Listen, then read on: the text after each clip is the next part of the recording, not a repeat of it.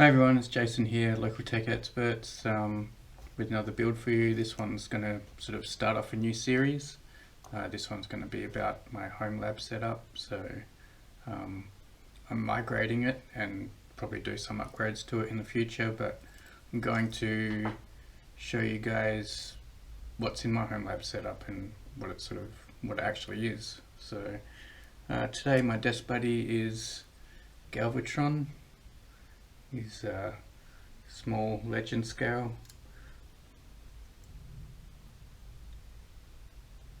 I think he's by Mech Fans Toys. He dropped his matrix, but he usually has a matrix on his chest here. But yeah, it's pretty cool. They all transform. Alright, so I'll jump into sort of what I plan on doing, and show you guys that. Alright, thanks. Yep, so there's my rack there, and I plan on moving it to this new shelving unit. The plastic one is no good, so I bought this new shelving unit, put it together, and now I have to move it all. It looks like this at the moment. You can see it's all lopsided and cables hanging out everywhere. It's a bit of a mess, so I have to do something with it before it falls over, and I thought I'd make a video about it. I've been thinking of doing it for a while, but I'm kind of been dreading it, to be honest. But alright, I'll put some video together and show you what it looks like.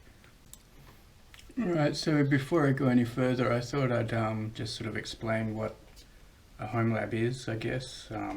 It's sort of just your home network and some servers if you're so inclined, but Homelab sort of implies that you're studying or just using server equipment to learn about enterprise tech. So I've drawn up a little diagram of what we're seeing here actually. So internet, I'm sure we're all familiar with that.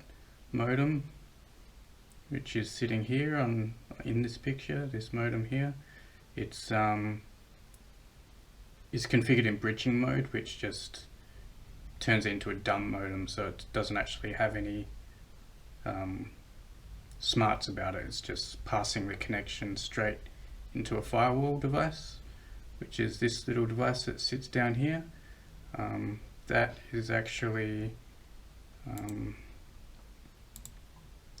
little shuttle machine. It's important they have dual network cards so they can do the firewalling. So it passes, after it sort of checks the traffic, it passes it onto a switch, which you can see here. It's got all the cables plugged into it. It's a power over Ethernet switch, so that allows me to run cameras. I couldn't find a camera icon, so I'm just using this little man with a camera. It's good enough. So one of these cables is going out to a camera that sits in my front yard. Also plugged into there is my server, which you can see here. It's sitting down here. This actually used to be one of these desktop servers, workstations. I found one super cheap. I just beefed it out to its complete specs, as much as I could afford anyway. So it's 8 cores, 128 gigs of RAM, 120 SSD and 6 2TB hard drives in there. It's doing quite a lot, that server. Also plugged into here, going through my house walls into a modem, wireless switch, I guess. So it's just doing the switching, and that is one of these Wi-Fi routers, Xiaomi. So then that passes on to Wi-Fi to all these devices. That's sitting on the other side. That's pretty much all that's connected there. Even just with that, it's got a lot of wires and things going on. Some of these are just tunneled through to where I'm sitting now in my studio. One's going into a spare room, one's going into the lounge room, so that's where this modem's sitting, in the lounge room.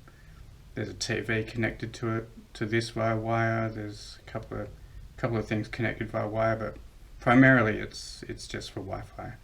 So that's pretty much my Homelab setup. Like I said, this virtualization server is doing quite a lot, and it probably deserves a video on its own. I have a couple of ideas. I plan on upgrading it. Yeah, so that'll be a video that's coming up very soon.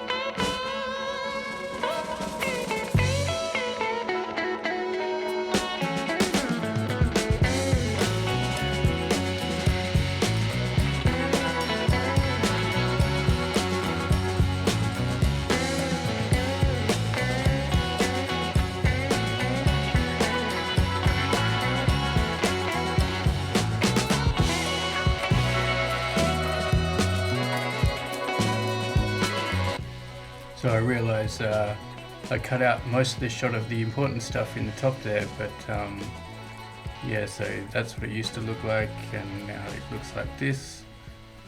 Here's some of the communications rack, which before I wasn't even using. It was just sitting on the bottom shelf. A friend of mine gave me that, so thought might as well start using it. It's probably been sitting there for a year, but I think it turned out pretty well. It's definitely saved me a bit of room, and now I'm using those two bottom shelves for more junk that I can put down there. Alright, thanks for watching guys, and I'll see you next time.